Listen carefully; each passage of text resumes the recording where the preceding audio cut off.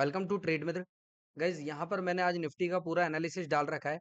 Last week का Monday से लेके फ्राइडे तक निफ्टी ने रिटेलर्स को कैसे ट्रैप किए हैं और इंस्टीट्यूशनल्स ट्रैप करके एक्चुअल मूवमेंट कैसे लाते हैं और मार्केट में किस तरफ के ऑर्डर्स कैसे फिल होते हैं, वो सारी चीजें मैं आपके साथ शेयर करने वाला हूँ। वीडियो थोड़ा लॉन्ग होगा, आप वीडियो पे बने रहिएगा और ध्यान से समझिएगा। मैं आपको बताऊंगा, यहाँ पर फेल होते हुए भी दिखाऊंगा, रेजिस्टेंस और सपोर्ट को फेल होते हुए दिखाऊंगा, आपके चार्ट पैटर्न कैंडल पैटर्न को भी फेल होते हुए दिखाऊंगा। वीडियो में बने रहिएगा, ध्यान से समझते हैं, ठीक है। सबसे पहले हम डेली टाइम फ्रेम में डे को डिवाइड कर लेते हैं कि डेली टाइम फ्रेम में मार्केट जो पिछले 5 दिनों का है वो किस तरह से था, ठीक है। और उसके बाद चीजों को फिर मैं कंटिन्यू करूंगा आपके साथ। तो यहाँ पर हम एक ट्रेंड लाइन यूज कर लेते हैं डिवाइड करने के लिए, वर्टिकल लाइन। और 5 अप्रैल से हमारा मंडे था, राइट। सॉरी, 5 मई से 1, ओके, 2 एंड 3, 4 एंड ये लास्ट है आपका 5, ठीक है। अब ये 5 डेज को मैं आपको बताने वाला हूँ कि 5 डेज में बाइंग आने का क्या रीजन है, सेलिंग आने का क्या रीजन है। ऑल एंड ऑल सारे लॉजिक मैं आपको लॉजिक के साथ बताने वाला हूँ, इंस्टीट्यूशनल किस तरह से रिटेलर को ट्रैप करते हैं। ये 5 डेज हमने मार्क कर लिया है। पहले डेली टाइम फ्रेम के एनालिसिस को देख लेते हैं कि डेली टाइम फ्रेम में मार्केट ने एक्चुअल में क्या किया है, ठीक है।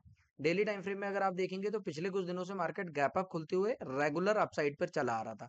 अगर आप देखेंगे ये जो डाउन साइड का मार्केट है, मतलब 7 अप्रैल का ये जो मार्केट है, ये क्यों खुला था, ये याद होगा आपको। जब ट्रंप ने हमारे यहाँ पर टैरिफ बढ़ाए थे, इवन हमारे यहाँ नहीं, हर कंट्रीज में टैरिफ बढ़ाए थे, उसके बाद मार्केट सीधे गैप डाउन खुला था। और देखो उसके बाद यहाँ सब ऑर्डर्स फिल होने के बाद अब मार्केट यहाँ से कंटिन्यू अपसाइड पर आया। तो ये अपसाइड पर लॉजिकली किस साइड तक जा सकता था, कहाँ तक ये जा सकता था। देखो कुछ ऑर्डर्स जिसने ये पूरे स्विंग, जितने भी ये डेली टाइम फ्रेम के स्विंग है, इनके पूरे ऑर्डर्स ले लिए और उसके बाद हाई साइड तक गया। तो हाई साइड पे ऐसा कौन सा पॉइंट है जहां तक मार्केट जा सकता था। तो देखो यहाँ पर एक डेली टाइम फ्रेम में एक वॉल्यूम इम्बैलेंस दिखाई दे रहा है। जो लोग एसएमसी पढ़े हैं या एसएमसी जानते हैं उनको ये पता होगा कि वॉल्यूम इम्बैलेंस क्या होता है, ठीक है। यहाँ पर एक वॉल्यूम इम्बैलेंस है, जब कैंडल हाई साइड की कैंडल है, लो साइड की कैंडल का जो शेडो होती है वो दोनों क्रिएट होती है, बीच में बॉडी नहीं होती, उसको बोलते हैं वॉल्यूम इम्बैलेंस, ठीक है। एक इम्बैलेंस क्रिएट होता है, दैट्स वाई वॉल्यूम इम्बैलेंस, क्योंकि यहाँ पर बॉडी पार्ट नहीं है, ठीक है। अब मैं वो आने वाली वीडियो में समझा दूंगा वॉल्यूम क्या होता है, वॉल्यूम इम्बैलेंस क्या होता है, ठीक है। तो सबसे पहले यहाँ पर अभी आप देखोगे तो डेली टाइम फ्रेम में वॉल्यूम इम्बैलेंस टैप किया प्राइस ने। देख ये वाला जो कैंडल है, मतलब 2 मई को ये ऑलरेडी डन हो चुका था। अगर आप ध्यान से देखोगे तो डेली टाइम फ्रेम में 2 मई को यहाँ पर डन हो चुका था। देखो मैं वापस से दिखाता हूँ, मैंने जो बॉक्स मार्क किया है, ये देखो, ये हो गया, डन हो गया। अब यहाँ से ये जो वॉल्यूम इम्बैलेंस डन हुआ है हाई साइड में आने के बाद, तो यहाँ पर ऐसा कौन सा पॉइंट है जिसके कारण मार्केट वापस करेक्ट कर सकता है। यहाँ पर 2-3 चीजें मैं आपके साथ शेयर कर देता हूँ, ठीक है। देखो यहाँ पर पहली बात तो ये कि जो 2 मई की कैंडल है उसने वॉल्यूम इम्बैलेंस को टैप किया और उसका जो प्रीवियस डे है यानी 30 अप्रैल का, 30 अप्रैल के हाई के ऊपर जाकर के लिक्विडिटी कलेक्ट की एंड वापस आकर के नीचे क्लोजिंग दी।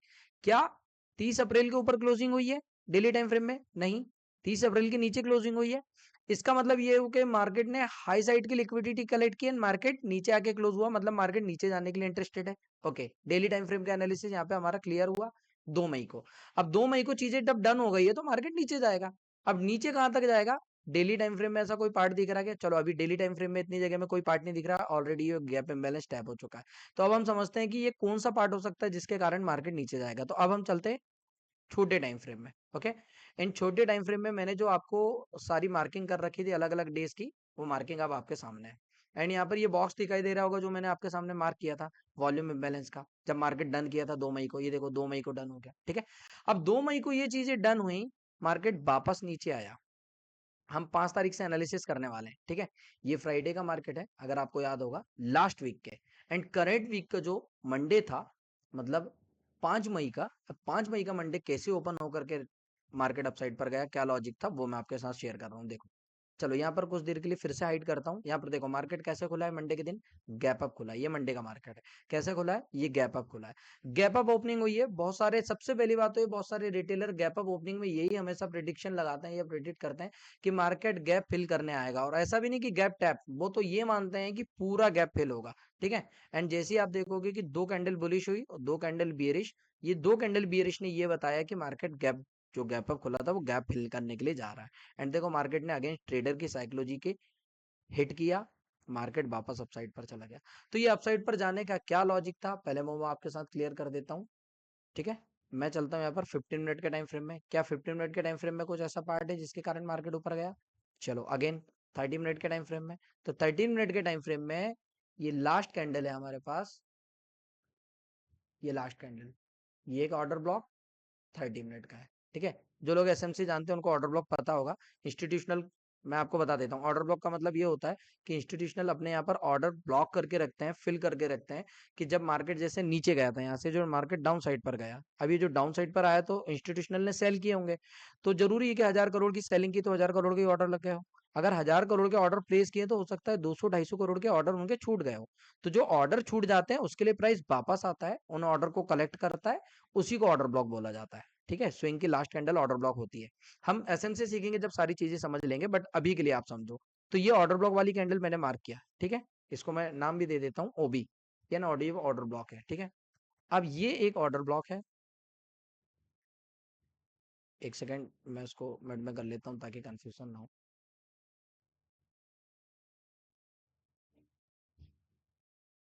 ओके, ठीक है, ये ऑर्डर ब्लॉक। तो यहाँ पर ध्यान से देखो, ये जो 2 मई का चार्ट था, 2 मई का जो ऊपर अपसाइड ऑर्डर ब्लॉक बना, 5 मई, 5 मई को ऑर्डर ब्लॉक टैप हो गया। ठीक है, एंड 3 कैंडल 1 2 3, जैसे ही ऑर्डर ब्लॉक टैप हुआ मार्केट में सेलिंग आ गई। अब ये सेलिंग कंटिन्यू कहा था कोई, उसको समझते हैं। मतलब यहां से हमको एक चीज ये पता चल गई कि भाई 2 मई को ऑलरेडी मार्केट जब डन कर चुका है अपने हाई साइड की लिक्विडिटी, तो मार्केट सेल साइड जाने के लिए इंटरेस्टेड है। तो सेल साइड क्या, ऐसा तो है नहीं कि डायरेक्ट गिर जाएगा। सेल साइड जाने के लिए भी अप एंड डाउन मतलब लोअर लो लोअर हाई, लोअर लो लोअर हाई बनाते हुए मार्केट डाउन जाता है, एंड आपको ये बात पता है। तो यहाँ पर मार्केट ने साइकोलॉजी को अगेंस्ट किया, मतलब यही गैप फिल करने जाएगा करके, ऐसे मार्केट में रिटेलर्स को एंट्री दिलाई, एंड मार्केट अपसाइड पर, रिटेलर फिर ट्रैप, फिर थोड़ा साइडवेज हुआ, अगेन अपसाइड पर, और जैसे ही हमारा ऑर्डर ब्लॉक डन होता है मार्केट सेलिंग के लिए इंटरेस्टेड हो जाता है। तो यहाँ पर अगर आप देखोगे, यहाँ पर प्राइस ने एक एफईजी क्रिएट किया। जिनको एफईजी समझता है, फेयर वैल्यू गैप, उनको ये चीजें समझ में आ जाएगी, बट मैं आपके साथ में शेयर कर रहा हूँ। ठीक है, ये एफईजी टैप एंड प्राइस नीचे, प्राइस कहाँ तक आया, अपने उस लोएस्ट पॉइंट तक जहां से मार्केट ने बाइंग प्लान किया था। मतलब मार्केट ने यहाँ पे सपोर्ट, जो सपोर्ट बोलते हैं, वो भी ब्रेक नहीं होने दिया। ठीक है, एंड मार्केट यहां से लेकर के इस वाले पॉइंट तक गिरा है। एंड अब जब ये वाले पॉइंट पे सेलिंग आ गई, ऑलरेडी यहाँ से सेलिंग आई और यहाँ तक डन हो गई, तो मार्केट ने अपनी लिक्विडिटी एरिया को अगर डन कर दिया तो मार्केट इसके बाद ना हाई जा रहा है ना लो जा रहा है। अब मार्केट क्या कर रहा है, साइडवेज हो गया। अब साइडवेज हुआ तो अब आप देखते हैं 6 मई का, मतलब 5 मई के बाद 6 मई को क्या किया मार्केट ने। ये वाला लॉजिक मैंने आपको बता दिया कि ऑर्डर ब्लॉक पे टैप हुआ, मार्केट नीचे आ गया एंड साइडवेज हुआ। लॉजिक क्या था नीचे आने का, ये ऑर्डर ब्लॉक प्रीवियस डे का। ठीक है, डन करके नीचे आया। अब अगेन देखो 6 मई को मार्केट ने क्या किया, 6 मई को मार्केट ने ये जो आपको एक ऑर्डर ब्लॉक दिखाई दे रहा है जो कि इनसाइड लेवल पर है,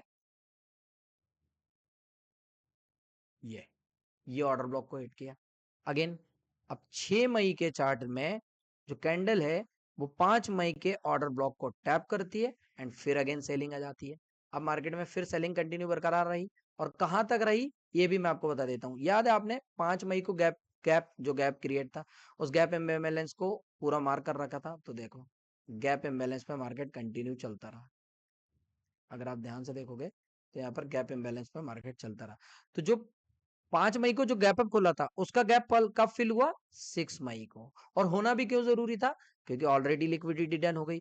2 तारीख को गिरा, 5 तारीख को साइडवेज हुआ एंड 6 तारीख को अगेन गिर गया, और गिरने का रीजन भी था, ये ऑर्डर ब्लॉक था। ऑर्डर ब्लॉक से अगेन अगर आप सेलिंग करते हैं तो यहाँ तक का आप टारगेट अचीव कर सकते थे। ठीक है, अब इसके बाद अगेन यहाँ पर फिर मतलब जो आपका गैप इम्बैलेंस था वो टैप हो गया। अब देखते हैं मार्केट फिर जब 7 मई को ओपन हुआ, 7 मई को फिर मार्केट ने क्या किया, ये 5 तारीख मंडे था, 6 तारीख ट्यूसडे था, 6 तारीख का भी लॉजिक मैंने आपको बता दिया, ये ऑर्डर बॉक्स से गिरा। अब 7 तारीख के लॉजिक को समझते हैं कि यहाँ पर अगेन क्या हुआ। देखो 7 तारीख को सबसे पहले समझते हैं, मार्केट जब यहाँ पर ओपन हुआ, देखो कैसे ओपन हुआ है। ये देखो ये 7 तारीख की कैंडल है, market direct gap down open हुआ, मार्केट हाई साइड पे गया। मतलब पहले यहाँ पर जितने भी बाय करने की कोशिश कर रहे होंगे प्रीवियस डे में उनके ऐसे लेट किए, फिर मार्केट अपसाइड पर गया। अपसाइड पर जाने का क्या लॉजिक था उसको समझते हैं। ठीक है,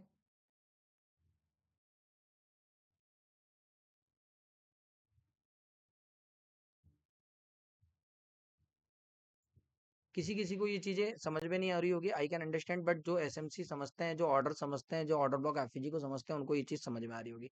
देखो यहाँ पर 5 मिनट का एक ऑर्डर ब्लॉक है जो कि इनसाइड है, एंड ये ऑर्डर ब्लॉक का एग्जैक्ट, ये ऑर्डर ब्लॉक का पूरा पूरा मेन थ्रेशोल्ड, मतलब मिड में, मिड वाला पॉइंट, ये वाला मिड वाला पॉइंट प्राइस ने अगेन टैप किया, और उसके बाद मार्केट कंटिन्यू डाउन साइड आ गया। तो यहाँ पर क्या किया, यहाँ पर जो साइडवेज मार्केट था, साइडवेज मार्केट में ये बताया कि मैं अपसाइड निकल रहा हूँ, और जैसे ही अपसाइड ये रेंज को तोड़ा, लोगों को फिर एंट्री दिलाई कि मार्केट अपसाइड पर जाएगा, एंड जाते के साथ जब ऑर्डर ब्लॉक टैप हुआ तो फिर मार्केट कंटिन्यू डाउन साइड पे आ गया, मार्केट कंटिन्यू सेलिंग आ गई। तो ये चीज आप अभी भी आप नहीं समझ पाओगे कि मार्केट ट्रैप क्यों कर रहा है। ट्रैप करने का रीजन क्या है, देखो ऑर्डर्स लगे हैं उनके, वो सेल करते जा रहे हैं, मगर ऑर्डर्स के कारण प्राइस वापस ऊपर जाता है, उनके बचे हुए ऑर्डर्स को लेता है, और फिर मार्केट में सेलिंग आ रही है। आप कोई भी डे उठा करके देखो, ये देखो मैंने आपको हर एक डे बताया। सबसे पहले ये 2 मई का, ये वॉल्यूम इम्बैलेंस टैप करके गिरा। फिर 5 मई जो मंडे था, उसने प्रीवियस डे के ऑर्डर ब्लॉक को टैप किया। 6 मई उसने 5 मई के ऑर्डर ब्लॉक को टैप किया। 7 मई उसने 6 मई के ऑर्डर ब्लॉक को टैप किया। आप समझो ऑर्डर ब्लॉक से क्यों आ रही, क्योंकि ऑर्डर ब्लॉक में ही उनके बचे हुए ऑर्डर होते हैं, वो ऑर्डर लेने जाते हैं, फिर अगेन सेलिंग आती है, अपने ऑर्डर को वो एग्जिट करते हैं, मार्केट साइडवेज हो जाता है, एंड हम साइडवेज में हमेशा फंसे रह जाते हैं, और वो ऑर्डर अपने लेकर के चले जाते हैं। अब यहाँ पर समझो, यहाँ पर भी सेलिंग क्यों आई, देखो 7 मई को ये जो सेलिंग वाला पार्ट है, यहाँ पे भी ऑर्डर ब्लॉक टैप करके अगेन सेलिंग आई। तो अगर मैं सेलिंग सेलिंग वाले पार्ट को अगर एंट्री के साथ प्लान करूं, तो क्या क्या लॉजिक से एंट्री बनती है, लाइक अगर मंडे के दिन हम ट्रेड करते हैं, ठीक है, शॉर्ट, यहाँ से ये ट्रेड बनती है ऑर्डर ब्लॉक के कारण, एंड ये इक्वल लो तक का टारगेट होता, ठीक है। एसएल हम इसके हाई पर रखते हैं टैप होने के बाद, या फिर आप ऑर्डर ब्लॉक के ऊपर एसएल रखना चाहें तो रख सकते हैं, या फिर अगर आप मार्केट फ्रैक्टल करके 1 मिनट के ऑर्डर ब्लॉक के ऊपर भी एसएल रख सकते हैं, ठीक है। एंड ये ट्रेड हमारी डन होती है। चलिए अगेन चलते हैं। अब ये जो 6 तारीख का चार्ट है, इसने भी ऑर्डर ब्लॉक टैप किया, तो यहाँ पर भी एक सेलिंग आई, और वो सेलिंग हमारे नीचे वाले कौन से पार्ट तक जा सकती थी, वो भी मैं आपके साथ लॉजिक शेयर कर देता हूँ। ये ऑर्डर ब्लॉक टैप ये जा सकती थी, हमारे पास पेंडिंग ऑर्डर थे गैप के, तो गैप इम्बैलेंस तक के हम टारगेट रख सकते थे, गैप इम्बैलेंस का मीन थ्रेशोल्ड, वहां तक का हमने टारगेट रखा, डन। 7 मई को भी क्या कर सकते थे, 7 मई को भी अगेन ऑर्डर ब्लॉक जब टैप हुआ, तो यहाँ पर भी हम एक एंट्री प्लान कर सकते थे, ऑर्डर ब्लॉक के मीन थ्रेशोल्ड से एंट्री आई, ये हमने हाइपर एसएल रखा, एंड टारगेट हम डिसाइड कर लेते 1 मिनट का एरिया। एक बार मैं 1 मिनट में चल के आपको देख लेते हैं कि क्या लॉजिक होगा 1 मिनट में वहां पर सेलिंग आने का, और उसके बाद मैं टारगेट डिसाइड कर देता हूँ। चलो 1 मिनट में तो ऐसा कोई पॉइंट नहीं दिखाई दे रहा है, ये 1 मिनट का एक छोटा सा ऑर्डर ब्लॉक दिखाई दे रहा है, या आप इसको लोएस्ट पॉइंट समझ सकते हैं, या जिसको जो समझ रहे होंगे सपोर्ट, वो सपोर्ट नहीं है। मैं एक बात बता देता हूँ आपको, अगर सपोर्ट होता तो ये सपोर्ट ब्रेक करके सेलिंग आती, तो सपोर्ट ब्रेक करके सेलिंग के बाद वापस बाइंग क्यों आई, तो यही इंस्टीट्यूशनल होते हैं, ठीक है, साइकोलॉजी के अगेंस्ट खेलते हैं। तो देन यहाँ पर एक छोटा सा ट्रेड हमें ये कैप्चर हो जाता, 6 तारीख का ट्रेड डन, सॉरी 7 तारीख का भी ट्रेड डन हो गया। अब 8 तारीख को समझते हैं, ये 7 तारीख का ट्रेड डन, उसके बाद मार्केट देखो पूरी रेंज में फंसा रहा, पूरे दिन साइडवेज फंसा रहा। फिर समझते हैं, मार्केट ने यहाँ फ्लैट ओपनिंग करी, फ्लैट ओपनिंग हुई, देखो फ्लैट ओपनिंग मतलब 8 तारीख की जो ओपनिंग है, उस 7 तारीख के एक जो स्विंग हाई है, उसकी लिक्विडिटी को मार्क करते हैं, एंड अगर ध्यान से देखेंगे तो प्रीवियस डे के स्विंग हाई की लिक्विडिटी, मतलब 8 तारीख ने 7 तारीख के स्विंग के हाई की लिक्विडिटी लिया, एंड अगेन उसके बाद सेलिंग मार्केट में कंटिन्यू रही, मार्केट साइडवेज रहा और सेलिंग।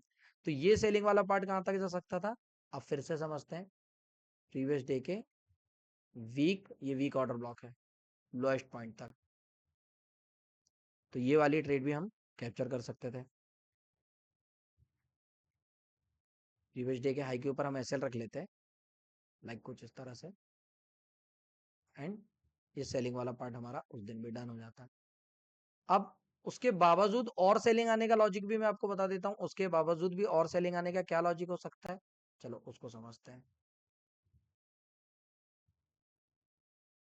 मार्केट ना फ्रैक्टल नेचर पे चलता है, कुछ टाइम फ्रेम 1 आवर के भी देखना होते हैं ऑर्डर समझने के लिए, कुछ 1 डे के भी समझने होते हैं, कुछ 30 मिनट के भी समझने होते हैं, 15 मिनट के भी समझने होते हैं, उन सब लॉजिक के कारण, ठीक है। चलो यहाँ पर देखते हैं, एक 15 मिनट का यहाँ पर वॉल्यूम इम्बैलेंस क्रिएट हुआ है, एंड यहाँ पर एक एफईजी है।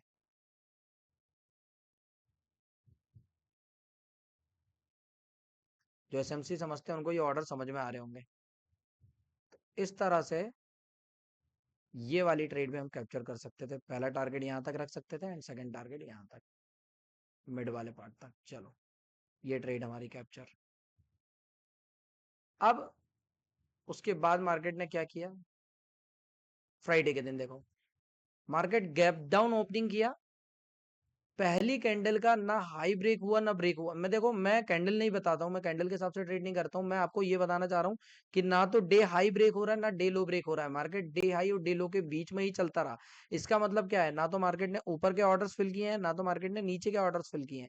इसका मतलब ये कि मार्केट पूरी की पूरी रेंज में फंसा रहा।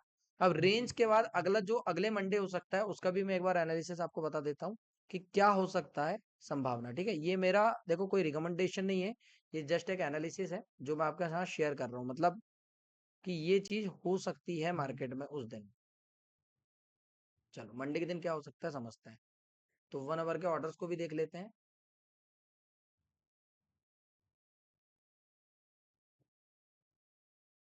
प्रोबेबिलिटी एक सेलिंग पॉइंट 1 आवर के हिसाब से यहाँ पर दिखाई दे रहा है। ये 1 आवर का एक ऑर्डर ब्लॉक है। अगर मार्केट यहाँ तक आता है तो यहाँ से अगेन हमको सेलिंग देखने को मिल सकती है। और 15 मिनट की बात करूँ तो 15 मिनट के हिसाब से भी एक ऑर्डर यहाँ पर भी बन सकता है। ये 15 मिनट का ऑर्डर हो जाएगा उनका।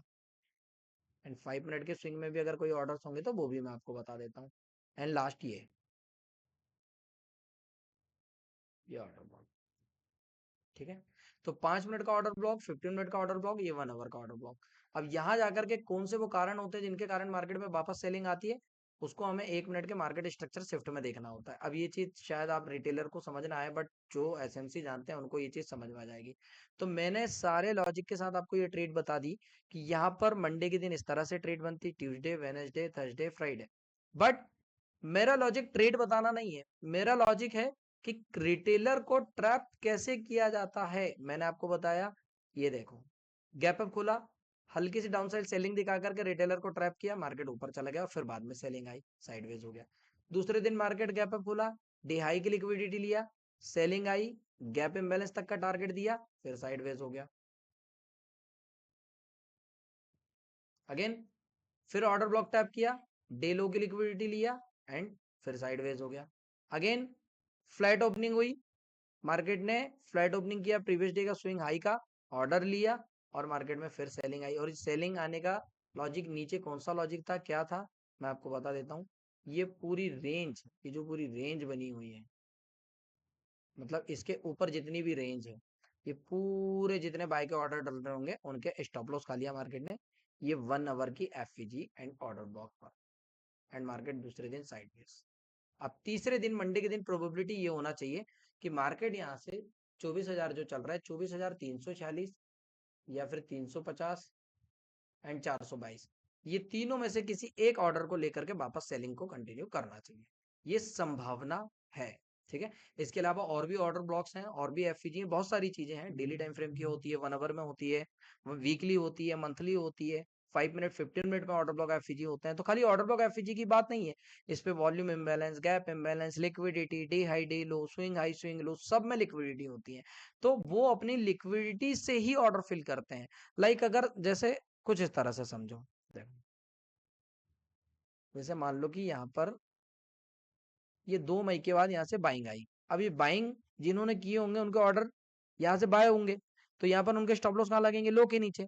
मार्केट ने आने वाले 3 से 4 दिन बाद ये लो ब्रेक करा करके क्या किया, इनके स्टॉप लॉस खा लिया, मतलब ये लिक्विडिटी कलेक्ट हो गई। तो इस तरह से मार्केट हर swing high low, day high day low, previous day previous day high previous day low, ठीक है, वीकली वीकली के हिसाब से भी previous week high previous week low, या weekly high weekly low, day high day low, swing high swing low. इनके जो orders होते हैं बायर और सेलर के, वो उनको ट्रैप करता है और उनके स्टॉप लॉस लेकर के फिर मार्केट एक्चुअल मूव करता है। अब बहुत सारे लोगों को ये चीज शायद समझ ना आए, बट मैं लॉजिकली आपको एंट्री बता रहा हूँ, लॉजिकल। देखो मैंने यहाँ पर कोई भी आपको कोई कैंडल स्टिक नहीं बताया, कोई कैंडल नहीं बोला, कोई चार्ट नहीं बोला, कोई पैटर्न नहीं बोला, कुछ भी ऐसा मैंने आपके सामने सामने नहीं रखा है। मैंने आपको लॉजिकल पूरी एंट्री दिखाई है। और जिसको एसएमसी समझता है, जिसने स्मार्ट मनी कंसेप्ट पढ़ा है या जो इंस्टीट्यूशनल के ऑर्डर्स को समझता है, उसको ये पूरी एंट्री एंड पूरे ऑर्डर समझ में आ गए होंगे। तो कमेंट करके बताओ कैसा लगा ये एनालिसिस। और अगर इसके अलावा आप निफ्टी के अलावा कोई और इंडेक्स समझना चाहते हो जिसमें बैंक निफ्टी हो या कोई भी स्टॉक्स हो, उनके ऑर्डर कैसे ट्रैप हुए हैं and last week last month कोई भी एनीथिंग एल्स, कोई भी आप अगर समझना चाहते हो तो कमेंट करके जरूर बताओ। और ये एनालिसिस मेरा कैसा लगा इस पे मुझे जरूर शेयर करना। अब मैं इसमें आपको एक बार सपोर्ट और रेजिस्टेंस के ट्रैपिंग बता देता हूँ, सपोर्ट और रेजिस्टेंस कैसे ट्रैप हुए, ये पैटर्न कोई अगर बने तो वो कैसे ट्रैप हुए, ठीक है। अब देखो जैसे लाइक ये सपोर्ट एरिया है, ठीक है, ये एक सपोर्ट एरिया है।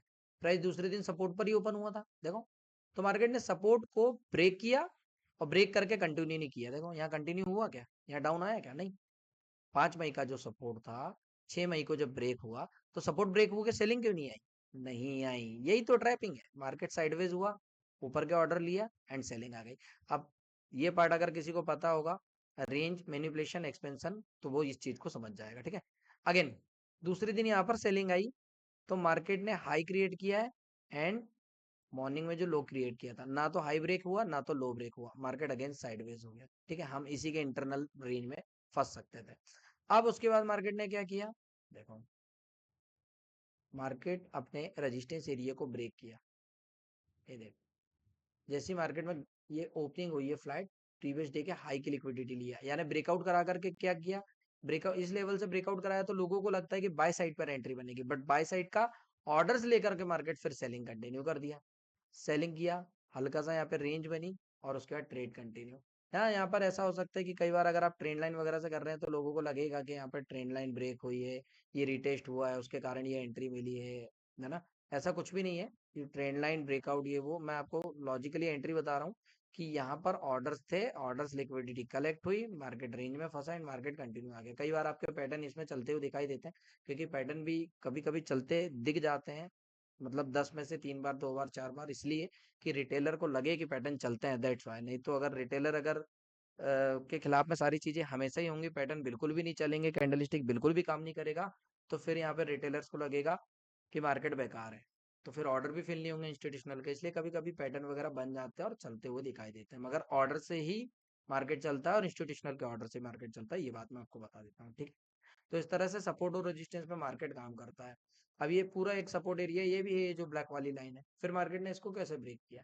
जैसे ही यहाँ पे सपोर्ट, आपको लग रहा होगा ये सपोर्ट ब्रेक नहीं है, एक्चुअली यहाँ पर लिक्विडिटी है। ये देखो ये ऑर्डर ब्लॉक, ये एफईजी के ऑर्डर्स होते हैं उनके, इन ऑर्डर्स को फिल किया है मार्केट, इन ऑर्डर्स को फिल किया है। अप साइड से अगर ऑर्डर ले लिया था तो डाउन साइड पे कौन सा एरिया था, तो यही वाला एरिया था 24,100 का। और अप साइड पर कहाँ से ऑर्डर लिया, 24,500 से, दैट्स वाई ये सेलिंग कंटिन्यू आई, ठीक है। और अभी भी सेलिंग कंटिन्यू रह सकती है। अब मैं ये सारी चीजें रिमूव करके एक बार और आपको बता देता हूँ कि हायर टाइम फ्रेम के हिसाब से मार्केट और कहाँ तक जा सकता है आने वाले टाइम पे। अगर मैं सेलिंग वाले पार्ट की बात करूँ, जैसे कि मुझे यहाँ पर दिखाई दे रहा है मार्केट गैप डाउन ओपन हुआ है, ठीक है। और मैंने अभी इंटरनल तो आपको बता दिया, डेली टाइम फ्रेम के हिसाब से यहाँ पर एक वॉल्यूम इम्बैलेंस भी क्रिएट हुआ है, ये वॉल्यूम इम्बैलेंस है। और यहाँ से लेकर के ये जो पूरी बाइंग पार्ट आई है, तो यहाँ पर एक गैप इम्बैलेंस दिखाई दे रहा है। ये गैप इम्बैलेंस मेरा प्रेडिक्शन हो सकता है, अगर मार्केट वापस यहाँ पर आता है 23,194 पे, तो यहाँ से बहुत अच्छी बाइंग आने वाले टाइम के लिए बन सकती है। क्योंकि देखो मार्केट ने अपनी सेल साइड की लिक्विडिटी हैंड कर दिया, बाय साइड की लिक्विडिटी भी हैंड कर दिया। अब मार्केट अगर नीचे आता है तो कौन सा वो पार्ट है यहाँ से मार्केट वापस बाइंग बना सकता है, तो एक ही आपकी एफईजी एरिया है और दूसरा नीचे वाला ये गैप इम्बैलेंस है। यहाँ तक अगर डेली टाइम फ्रेम में मार्केट आता है तो यहाँ से हम वापस से बाइंग प्लान कर सकते हैं या अपने स्टॉक की भी बाइंग प्लान कर सकते हैं, ठीक है। तो इसी तरह से इंस्टीट्यूशनल अपने ऑर्डर फिल करते हैं गाइस, बहुत सारे लोगों के सर के ऊपर चला गया होगा, आई नो, क्योंकि आपको ऑर्डर्स के बारे में बिल्कुल भी नहीं पता। और अगर आप इस इंस्टीट्यूशनल ऑर्डर, स्मार्ट मनी के ऑर्डर्स को समझना चाहते हो तो मुझे कमेंट करके बताओ, मैं वीडियो बना करके भी डालूंगा। इसके अलावा आप मुझसे कांटेक्ट भी कर सकते हो, जहाँ पर मैं आपको सिखा रहा हूँ पूरी चीजें बेसिक से लेकर एडवांस के, इंस्टीट्यूशनल किस तरह से एंट्री प्लान करते हैं, इंस्टीट्यूशनल किस तरह से अपने टारगेट में हिट करते हैं, ट्रेडर को ट्रैप करके उनके साइकोलॉजी के अगेंस्ट मार्केट चल करके एक सही मूवमेंट की ओर मार्केट जाता है या सही मूवमेंट मार्केट देता है। इस चीज को अगर आप समझ जाओगे तो आप बहुत अच्छा सर्वाइव कर पाओगे, फिर चाहे आपका इंडियन मार्केट हो, फॉरेक्स मार्केट हो, क्रिप्टो मार्केट हो। तो welcome to trade Mitra guys, मैं वापस आपको वेलकम करता हूं मेरे इस कोर्सेज में, जहां पर मैं बेसिक से लेकर एडवांस तक पूरा स्मार्ट मनी कंसेप्ट सिखा रहा हूं। और ये कंसेप्ट आपको पूरा इंस्टीट्यूशनल ट्रेडिंग, पूरी institutional trading, institutional Indian market में भी, फॉरेक्स मार्केट में भी, क्रिप्टो मार्केट में भी काम करता है। तो मैं पूरा मार्केट को, होल मार्केट को कैप्चर करके आपके पूरे एनालिसिस को बताऊंगा, जहां पर इंडियन मार्केट भी, फॉरेक्स मार्केट भी और क्रिप्टो मार्केट भी कवर अप हो जाएगा। तो अगर आप सीखना चाहते हैं तो दिए हुए कॉन्टेक्ट नंबर पर आप कॉल कर सकते हैं। देन उसके बाद मैं आपको सारी चीज़ें शेयर कर दूंगा, वेबसाइट में सारी जो डिटेल है वो आपके साथ शेयर कर दूंगा, और आप ज्वाइन करके मेरे इस कोर्स को कंटिन्यू कर सकते हैं और उसके बाद सीख सकते हैं कि इंडियन मार्केट और फॉरेक्स मार्केट, क्रिप्टो मार्केट में कैसे काम करना है। Okay, thank you so much. Comment करके ज़रूर मुझे बताना कि कौन सा आपको और एनालिसिस चाहिए, कौन सा इंडेक्स में आपको एनालिसिस चाहिए, कौन सा स्टॉक्स में आपको एनालिसिस चाहिए। वो मैं आपको फ्री ऑफ कॉस्ट दूंगा। कोई भी एनालिसिस आप मांगेंगे, मैं फ्री ऑफ कॉस्ट आपको जरूर शेयर करूंगा। Thank you.